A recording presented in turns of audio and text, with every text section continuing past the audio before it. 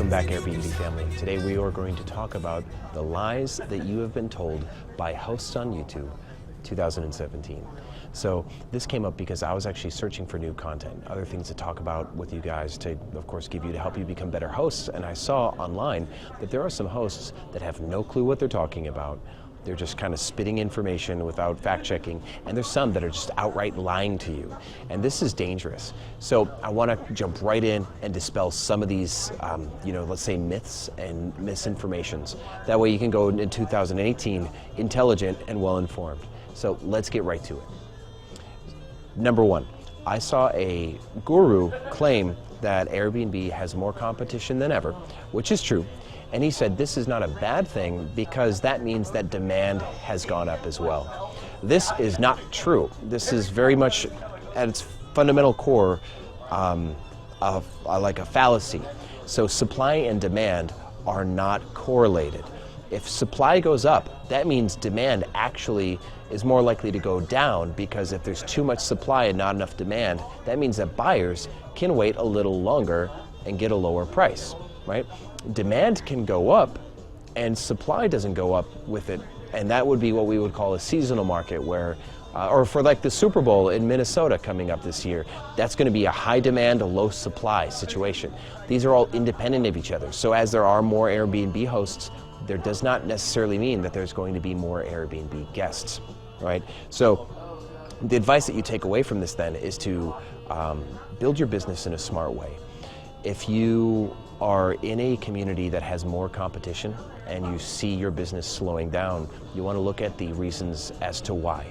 So we cover one topic, which is managing your calendar intelligently to make sure that you get bigger bookings. That's one way, right?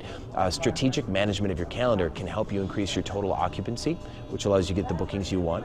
You can also look at your photos, the quality of your photos. Is your first photo one that's going to get clicked on? This is more like Airbnb SEO stuff, which we also did in another video. And then, of course, the way you phrase your listing, how well is it represented? And then look at amenities too. Are people typically tending to go with your competitor who is either a lower price, which is leading on price, or one that has a king-size bed and you don't have, which is a differentiator? So you want to look at things like this and ask yourself, where am I falling short? If you design your Airbnb profiles to be better than your competition, you'll still get the business. Just like in real estate, how many real estate agents are there in your territory or your neighborhood? I'm sure there's tons, but the best agents are the ones that make all the money. The mediocre and bottom agents, they're the ones that are going to suffer from an oversupply. A second fallacy that we heard was that you should not give 1 week or 1 month discounts. Now, this could also not be farther from the truth. Now, the reason why this guru claimed this is because he's not looking at Airbnb from a place where units have price elasticity. Now, you are able to mark up your profile as high as you want to mark it up. You could charge $2,000 a night if you want to, all right? And so keep that in mind when we get into this. Your base rate should not be your bottom rate. That's not your base, right? So don't let the words base rate fool you. A single night stay causes you inconvenience because it interferes with your ability to get a longer term stay. So what you do is you jack that price up. You inflate that price to be finally worth it, right? Because you know you want your 1 week stays or your 1 month stays to be at a certain rate, right? So look at it like that. You want your multi-month stays to have a certain nightly average. That is your base rate.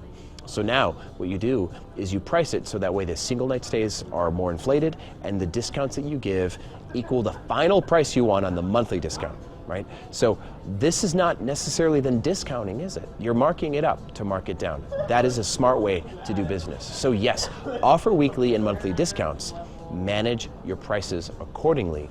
And if you do this, you'll still get actually a much more multi-day stays than you will single night stays, and you'll be much happier for it. Another thing that I've seen are these gurus telling you something but actually not telling you something. They're just giving you this clickbaity style bit of advice that actually has no weight.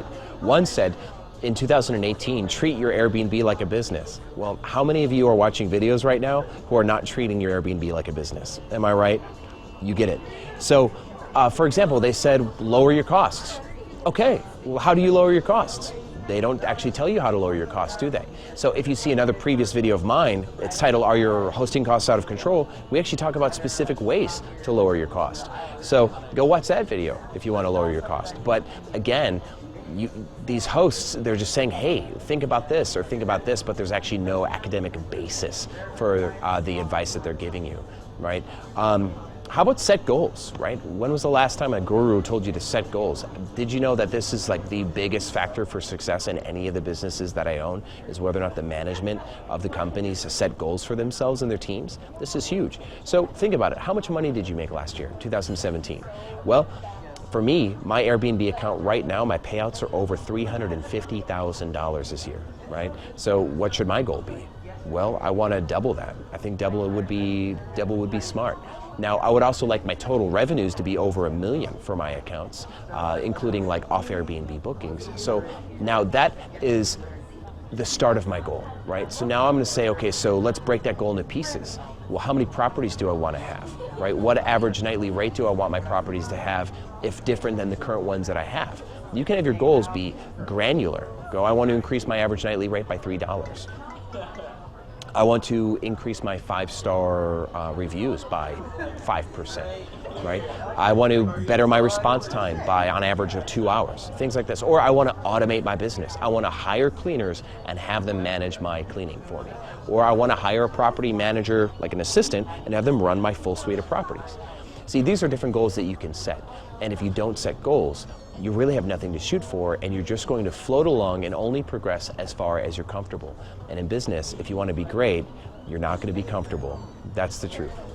So another one, I saw somebody say, how I make my money on Airbnb without owning any property, right?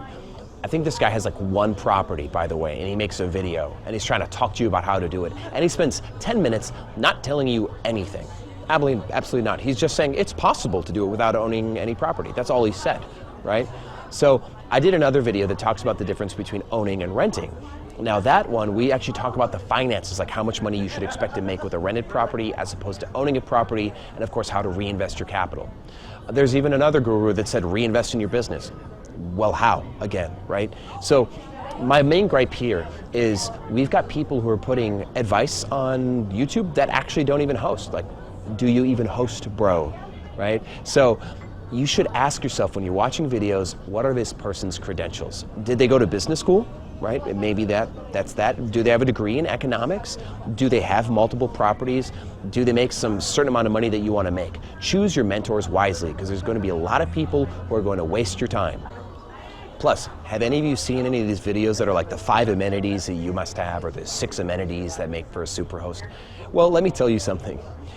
Airbnb has your checkbox for every single amenity that you should have. This is a no-brainer. Again, this is another hollow video, and I think it's probably an attempt to like push products at you, like buy this or buy that. Another thing, some of these hosts aren't being entirely transparent.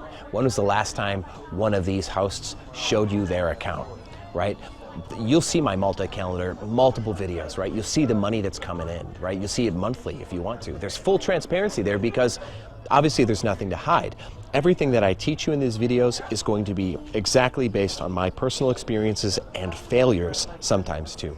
So again, transparency is key. Like, if somebody's going to sell you something on YouTube on how to do something, they better be able to back it up in the comments. They better be able to give you some documentation. So be smart about who you follow. That's the biggest thing, is choose your mentors wisely. Otherwise, it's a waste of time. And that's the last thing you need, is to waste time. And in light of some of these lies and this misinformation, I'm going to dedicate a few series of videos to really cover these topics. So I'm going to go over why give a discount, right? And the effects of giving a discount, not just on booking strategy, but the psychology of discounting in order to create reciprocity and increase bookings. We'll do one of those. We're going to do supply and demand. Like, what is supply and demand? How does supply affect demand? Things like that. And with that, I'm actually going to give you a series of videos on all the terms that you might ever want. Like if you missed school, like if you didn't get an MBA. So we're going to talk about throughputs. We're going to talk about contribution margin. All right. We're going to talk about the 5 forces. We're going to get right into it and how each of these concepts affects you as a host, right? And this is really what will separate you from other hosts, because as this one guy said, competition is going up. That's true. Supply is not. So if you want to rise to the top, you need to do better business, and you need to fight across your entire business model to be a better host, and to be better than hotels. Because again, like I said, I've said this before and I'll remind you, hotels are our competitors. One hotel can book 350 stays in one night before you get a chance. So that's your competitor. So let's get to it. I'll see you on the other side.